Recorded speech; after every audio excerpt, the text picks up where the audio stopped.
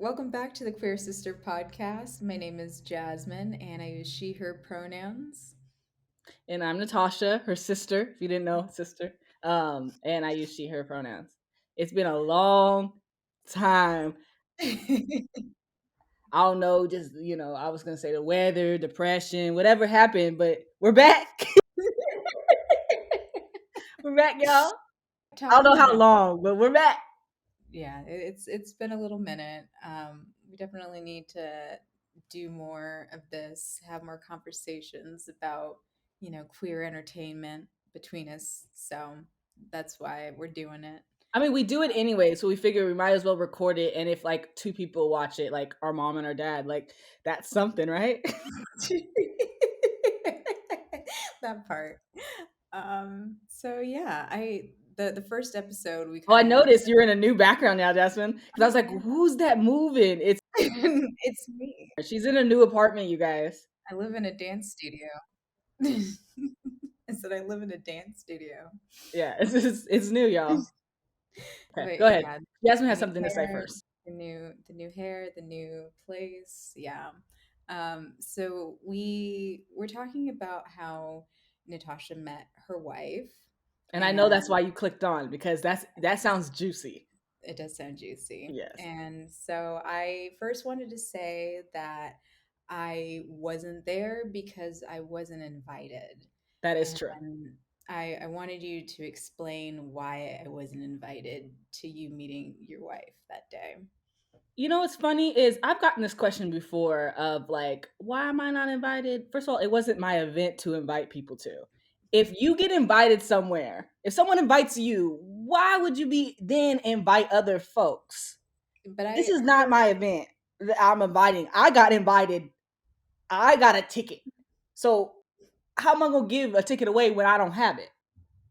Look at it. There was an extra ticket, but I didn't know at the time. We were already on the drive. How am I supposed to know? Anyways, so basically, should I tell them where I met my wife before I tell them Yes, who my wife is? you should say where you met your wife first and then reveal who it is. Okay, so um, in about 2019, April of 2019, I remember the day. I don't know actually the actual day, but April 2019, I was invited to go to a TV show, and it was kind of like love at first sight. Um, I've seen her before, but this was the first time in person, so to me, it's love at first sight. It was like one of these things. It's like you can't. It's one of those meet cutes. You know those meet cutes in romances comedies. You know what I'm talking about? I have no idea what you're talking You know what a meet cute is. It's like the moment that the couple in the movie or the show meet, where whether it's like they bump into each other and they drop their books. That's a meet cute. Like, oh, they like order a coffee and they say like, oh, uh, whatever. I don't know what coffees, caramel macchiato. I don't know. I don't know what people get. And they like both reach for it and they reach it at the same time. That's a meet cute. Like they like it's a moment that they meet. So the moment my meet cute with this person, my wife, was at a TV show, and I immediately like something came over me, and the first words I said was, "I love you." I said, Straight to "I it. love you." I reached out my hands, and if you, people who know me might know who this person is already. Reached out my hands, and stared into her eyes. Just stared into her eyes. She was staring into my soul, Okay. and she was like, "Thank you so much." And we hand embraced for, in my head, probably about 5 minutes, but it might have Okay. been 5 seconds. I But rewatched the footage. It was probably a solid 3 seconds. I'm gonna give you listen, that. but I'm trying to set up the moment. Hmm. So it's one of those things like it's none of these like you cannot write a meet cute like this. Love at first sight, immediate I love you, already in embrace, mutual love and respect, and it's caught on camera. Can you beat that? Like this meetup was deeper than a Taylor Swift lyric, Oh, okay. deeper than one of her folklore songs. You see what I'm saying? now that I set it up, let me tell you who it is. Okay. It's Mila Kunis.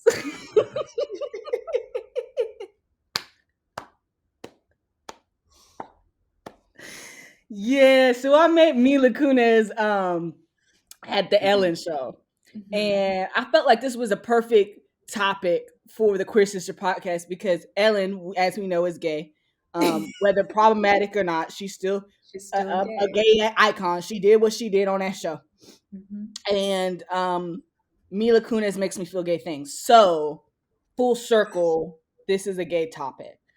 Um, I know I'm talking a lot, but I just felt like this moment, and I know it might sound dramatic, but this moment really was everything that I just described.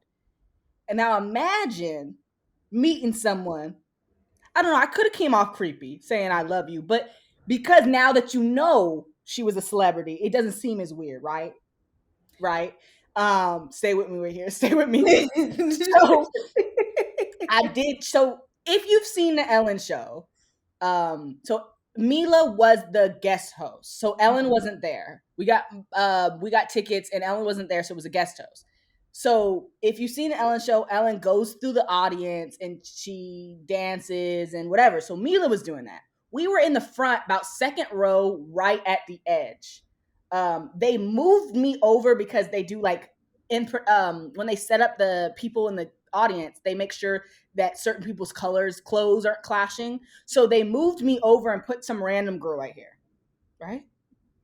I don't know. I wasn't there. No, that's not true. My friend was right here. It was me, some other people. Anyways, so I was like, whatever I got to do to interact with Mila. And I didn't even really get to think about it. But Mila was talking, and I'll post some videos on Instagram so you guys can see it. Mila was talking, and I'm yelling. I'm loud as hell. She's doing her monologue, and I'm just like, "Oh my gosh, I love you!" And da da da.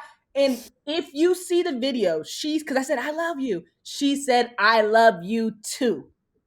She said I love you too to me because I know she heard me because I was literally right in front of her. She was probably not even 50 yards. I think I need Mila Kunis to tweet at us and let us know what she actually said. I have the video of her saying I love you too. So I don't know why we're even having a discussion over this. Anyways, so she does her little monologue. I'm laughing, I'm joking, whatever. I'm having a good time. This is the first time I've ever been to Ellen. I mean, I've been multiple times afterwards because some stream of luck. I went to, what was it, 5 times? Five So, times. It was like 7 different shows, got the 12 days. Not to brag, but that's what happened. But anyways, the first time was my favorite time ever at Ellen, and that was because of Mila. So she goes into the audience because she's gonna do her little dancing, whatever. I push the girl aside next to me. I push her aside, and I go like this to hold her hand because it's just one hand. I hold it like this, and I said, "I love you so much." She's like, "Oh, thank you." And I held it for a second. she might have And I said that looked in her soul. so she can slip her hand back No, she did. But the outside of only the thing about it grip. is because if I was uncomfortable, I would move and remove myself. Oh, she didn't seem uncomfortable. Whether she's just, I mean, she's an actor, whether she was acting real well that day, but she stood there for a second too. And she said, "Thank you so much." As the music's going and she's supposed to be dancing, she did that. She stopped. And that was pretty much it. But that's on camera. And so when we watched it back, we did this whole like Ellen watch party. This happened in 2019. So we watched it. And because I was telling everybody, this is what I said. I was like, oh my gosh. So I was telling the story. Like I met Mila Kunis. Like I like held her hand and tell her I love her. And I was like, oh my gosh, what if they edit this out? People are going to think I'm crazy because I'm like going on and on and on telling everybody I know that I met Mila Kunis and like I held her hand and whatever. And I was like, oh my gosh, they're going to cut it out. Like no one's going to believe me. Like right now, I feel like people aren't believing me, but I'm going to post the evidence. Okay. So, but then when we watched it, they kept it in the show. And so when we watched it, I cried. And I'll post those videos too. Oh my god. It was a great experience. I mean, like I said, Ellen might be problematic and whatever, but it was a great experience. I'm so glad that I went. I've loved Mila. I love her like deep husky voice. I love a husky voice on a girl. Anyways, I'm telling you, you seen that whiskey commercial? Where she's I like, was just about to bring that Jim. up. Where's she still Jim Beam? I mean, it doesn't sound like that because my voice is rough. But like, whatever. Is it Jim Beam? I think so. That's what it's Whatever supposed to that whiskey she's selling, I'm like, you better sell that mess, girl. Sell that whiskey. She was selling it. Anyways, so yeah, love her in that. be. Love her in Black Swan. That girl was a Oh my swan in that movie. She was a If you don't swan. remember anything but Black Swan, you know that gay ass scene. Yeah. They make out in the taxi, and her and Natalie Portman. And then there's another movie. Now, if you like Mila Kunis, and I'm not sure if everybody's seen this, even if you don't watch the whole movie, you can look up just the gay scene in, it's called After Sex. Oh yeah. Because I was on this kick a long time ago to watch everything Mila Kunis. I that's how I knew. As well, that's not how I knew. I used to obsess over certain actresses, and like I'm like, oh, I love their acting, and just watch all of their films, everything I could find.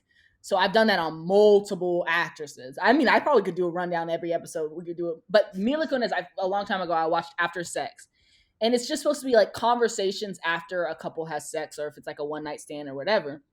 And so her character is technically not queer. I don't know how you want to identify her. She identifies as straight, but she regularly has Probably sex with Zoe Saldana's character. probably questioning. But the only thing about it is, if you watch it, she never gives; she only receives. But honestly, I don't take this as queer bait because it's such a good scene, and then Zoe Saldana giving so much top energy. And then there's a sexual scene. So it's not suitable for work. There's a sexual scene. I mean, obviously it's after sex, but it's such a good, let me not. It's good. And Mila's in it. So anyways, what was I talking about? Yeah, I'm just rambling at this point. I don't think even we heard your voice that much. Well, I did want to say that I'm glad that I eventually got to go to Ellen, even though whatever, problematic, whatever. But just to say that I did. You got to see Shia LaBeouf. I got to see Shia LaBeouf. Was Leonardo there? No. He wasn't there when you came? No. I don't think Were so. you there when Reese Witherspoon was there? Yes. See, I don't know. I literally went 5 episodes, so I can't remember which episode she went. And then I was on the Christmas. 12 days of Christmas. Yeah. So she came when it mattered. The last two times you went twice. It really did. You came when it mattered. But anyways, yeah. So you were there. Were you there when Hootie the Blowfish was there? Yes. I had a blast. Y'all need to go check out Hootie the Blowfish. And even if you don't really like their music like that, because I couldn't tell you none of their songs like that, but Only Want to Be With You is in my top 5 favorite songs of all time. I sang that so loud. And I'm so mad they edited out the episode because I was at a concert. I was so excited. I was so excited. They had a new song that they played, and then they had Only Want to Be With You. And because they did the new song for the show, and then they did Only Want to Be With You. I don't know if it was in the show too or whatever, but I don't know. But I loved it. And they made eye contact with me because, and I'm not just, no. And I'm not just saying this because I know people's like, oh, yeah, they made eye contact. You could tell, and you can be a witness for me, Jasmine. When everybody else was there, I was on another level in the audience. We were all the way in the back, like probably only 3 rows behind us, but we're up high. So, because it's like, so you can see me. And I'm like, oh, I want to be with you. And I'm jamming out. And that song is old. So you know that, whatever. But everybody's like, even because I know I was loud because the girl next to me was like, you know what I mean? I was in it. That is literally, I don't know if I would say top 5. I know it's in my top 10 playlist. Like I have a playlist on Spotify, my top 10 songs. But it's up there. It's up there. I love that song. Love that song. Anyway, so I was singing loud, and they looked at me because I was like this. The cameraman came all the way up. I don't know why they cut it out because I was in it, and I knew the words too. I knew it. Anyways, that's not about Mila Kunis, but I always say there's two women actresses that don't identify as queer that I would marry into their couplehood. So I'll become a throuple with them and Oh, their husband. There's only two actresses, or two women in general, that I would ever do that with. Can you guess who those two people are? it is Mila Kunis and Ashton Kutcher and Blake You know it. Lively and what's his Ryan face? Reynolds. Ryan Okay, Reynolds. now Mm. why I love Blake Lively, and Ryan Reynolds seems like he would be a really cool friend. Like he would be really cool, and we would hang out. I would watch the kids with them. We would cook. But I love Blake Lively. Anyways, and Mila Kunis, I feel like Ashton Kutcher, like he does his little philanthropy and like he's cool. I don't A need to little like we can be chill philanthropy. and have a discussion, you know, Mhm. and then whatever. Those are the two people I would do that for. I would never marry a man, but I would marry into those couples. That's how highly I think of her. And I don't really know too much about her, but the only about it, we got the little. Actually, I don't want to talk about that because if she sees this, we love you, Mila. But it was really weird that you guys were talking about how your kids weren't getting washed. That was a little strange. I feel like we can't not have that episode and not talk about that. But I think it was just one of those things. Like I understand that you don't wash kids all the time because they're little and they don't sweat as much as But older they're people. Listen, no, no, no. still Listen, no, no, no. dirty. But you They're just don't always need to sticking tell out people there. that. They always like have jelly or like candy on Yeah, you them. wash your Always, hands. You yeah, washed but your face and you washed your hands. their whole body is sticky No, because I understand that, but I'm saying that you're. like a 2 year old, you're not most of the time you're not bathing them every day. You Really? can bathe them every day. I'm not saying you can't.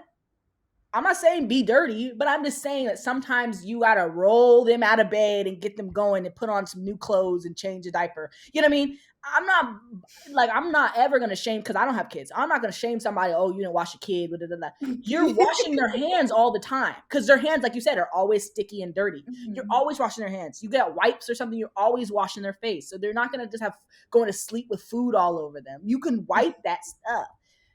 But why are you telling them you only wash when you see physical dirt?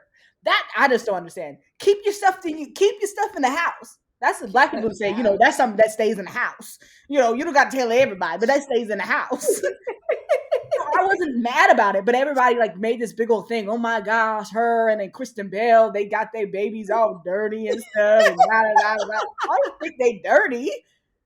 And I like that they came back with a little joke and them and Ashton, like, oh my gosh, they're wet. Like, what are we supposed to do? So you don't need to tell everybody, oh, my kids stank. We don't need to tell everybody that. But if they do, that's them. Okay. Okay. Let's keep that in the house.